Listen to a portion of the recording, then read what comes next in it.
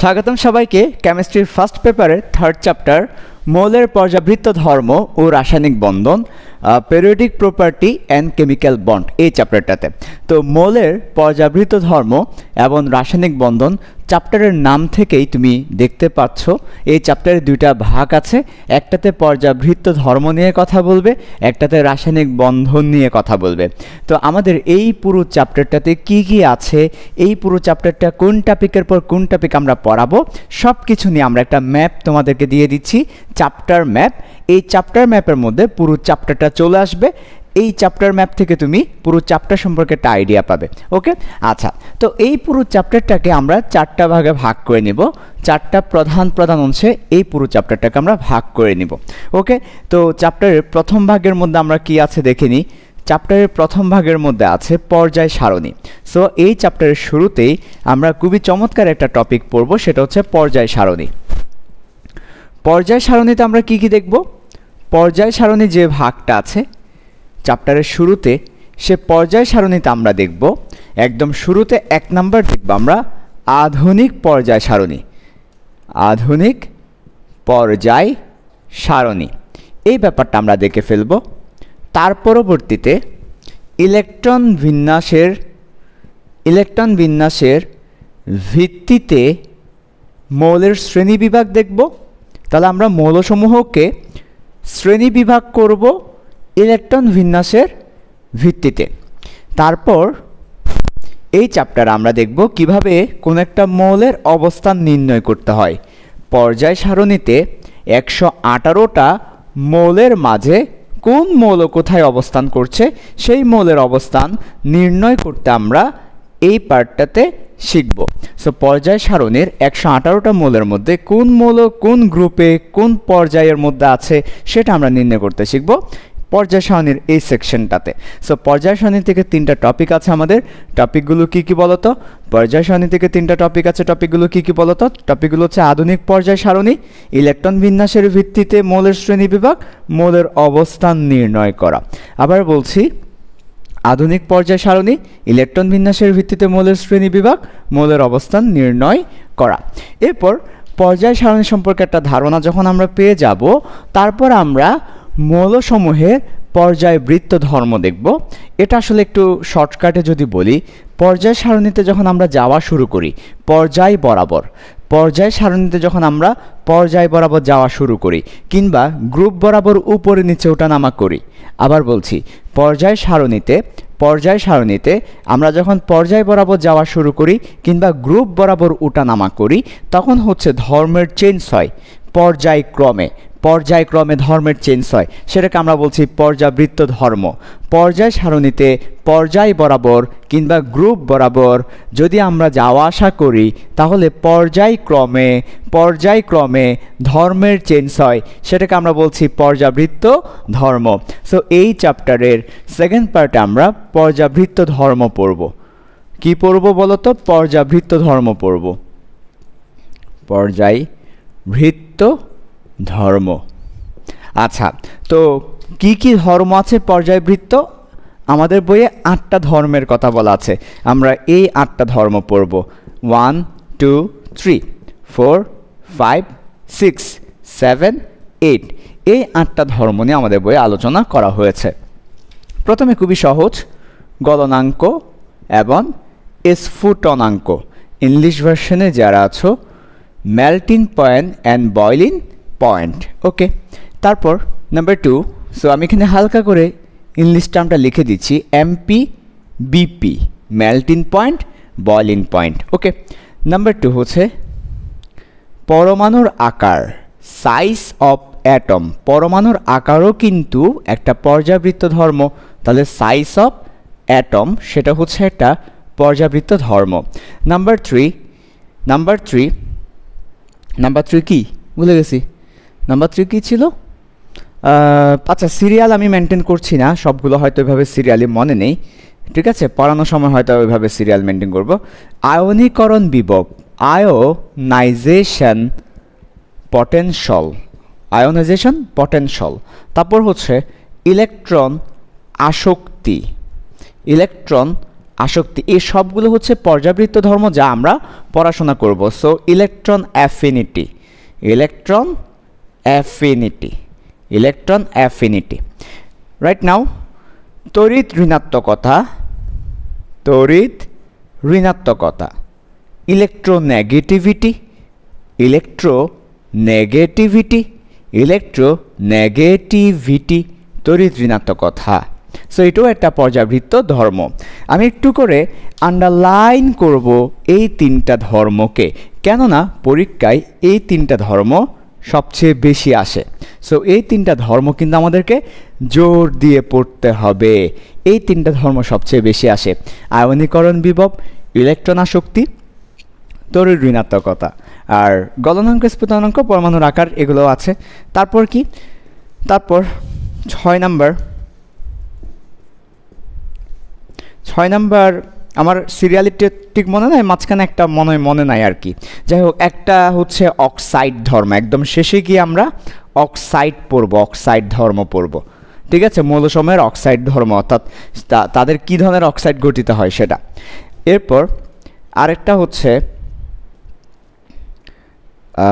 পর্যাবৃত্ত ধর্ম না, পর্যায়ক্রমে চেঞ্জ হয়। একটা হচ্ছে অক্সাইড ধর্ম, আরেকটা হচ্ছে ধাতব ধর্ম, ধাতব ধর্ম অর্থাৎ কে কেমন ধাতব ধর্মসমূহ দেখায়। আচ্ছা, আরেকটা হচ্ছে পরমাণুর আকার ছাড়া আরেকটা কি জানি, ও যোজ্যতা। আরেকটা হচ্ছে 3 নম্বরে যেটা ছিল, আমি 6 নম্বরে লিখলাম সেটা যোজ্যতা। তাহলে এই যে 8টা, এই 8টা হচ্ছে আমাদের পর্যাবৃত্ত ধর্ম।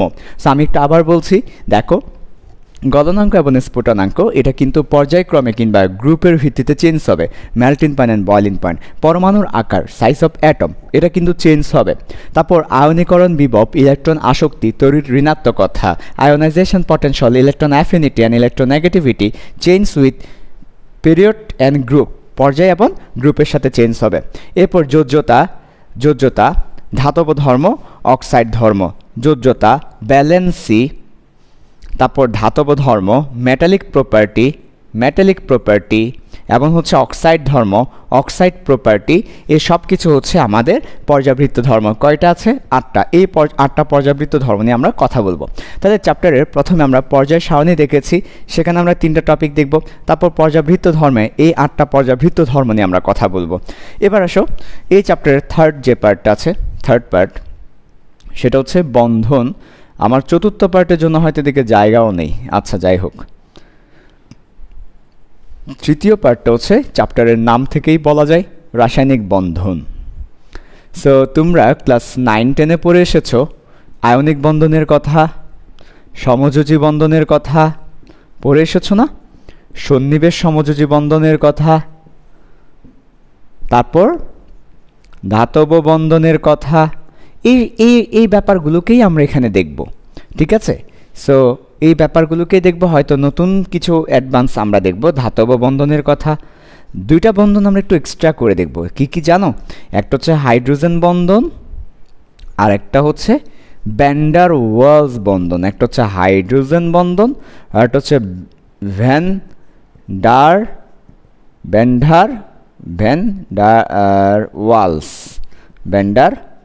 ওয়ালস বন্ধন। দেখা যাচ্ছে কি? তাহলে কি কি দেখব আমরা? আমরা দেখব হচ্ছে আয়নিক বন্ধন, সমযোজী বন্ধন, সন্নিবেশ সমযোজী বন্ধন, ধাতব বন্ধন, হাইড্রোজেন বন্ধন, ভ্যান ডার ওয়ালস বন্ধন, এবং একটু করে মার্ক করব সমযোজী বন্ধনে। সমযোজী বন্ধন একটা চমৎকার টপিক আমরা তোমাদেরকে বলবো, মারাত্মক টপিক। বলো তো সেটার নাম কি? সেটার নাম হচ্ছে সংকরায়ন। এটা অনেক মারাত্মক একটা টপিক, যেখান থেকে প্রশ্ন হয়। সংকরায়ন কি পড়াবো?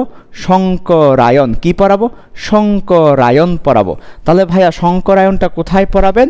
সমযোজী বন্ধনের শুরুতেই সংকরায়ন পড়ানো হবে। সো সমযোজী বন্ধনের শুরুতেই সংকরায়ন তোমাদেরকে পড়ানো হবে। সো আবার বলছি, আমাদের চ্যাপ্টারের থার্ড পার্ট হচ্ছে রাসায়নিক বন্ধন। সেখানের মধ্যে হচ্ছে আয়নিক বন্ধন আছে, ধাতব বন্ধন আছে, এগুলো আমরা পড়েছি।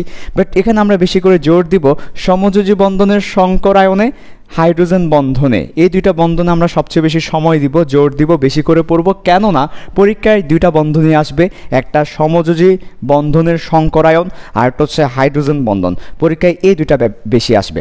ওকে, চ্যাপ্টারের থার্ড পার্ট বন্ধন নিয়ে থাকবে। এবার চ্যাপ্টারের লাস্ট একটা পার্ট আছে, একটাই টপিক সেখানে।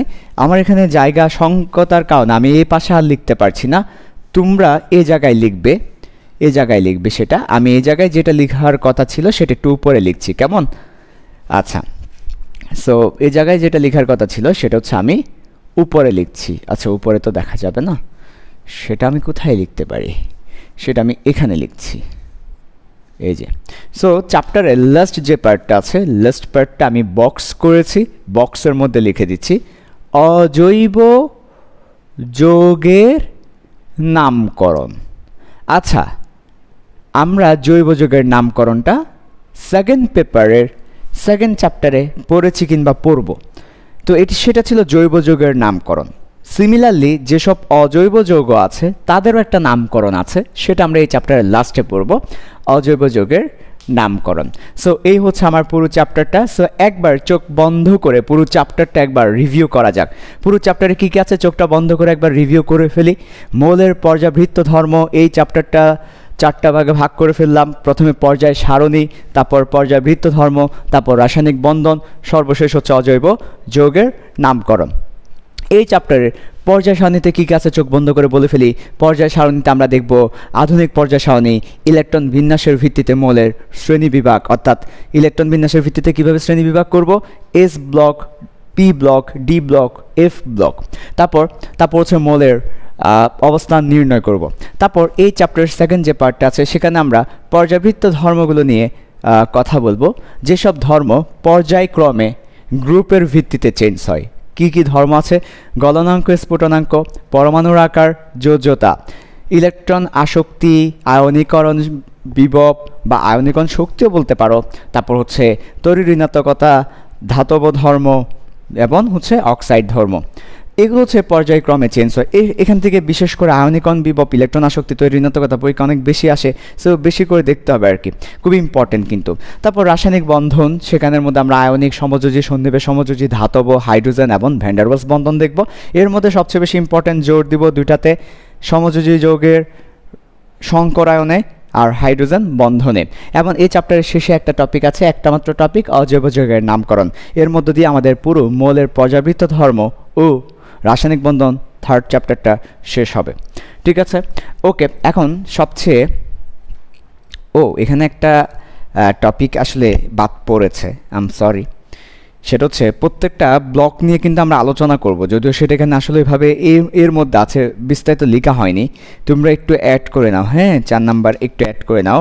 সেটা হচ্ছে প্রত্যেকটা ব্লক নিয়ে কিন্তু আমরা বিস্তারিত আলোচনা করব, S, P, D, F, even D block নিয়ে কিন্তু আমরা আবার এক্সট্রা আলোচনা করব। যেমন কি কি তোমার হচ্ছে ডি ব্লকের কিছু ধর্ম আছে, রঙিন যৌগ গঠন করা, জটিল যৌগ গঠন করা, তারপর হচ্ছে পরিবর্তনশীল যোজ্যতা, তারপর হচ্ছে চৌম্বকত্ব। হ্যাঁ, এই যে 4টা ধর্মের কথা বললাম, ডি ব্লক নিয়ে কিন্তু আবার এই 4টা ধর্ম নিয়ে কিন্তু পড়াশোনা করব। আমার এই ব্যাপারটা মাথা থেকে মিসিং হয়েছে।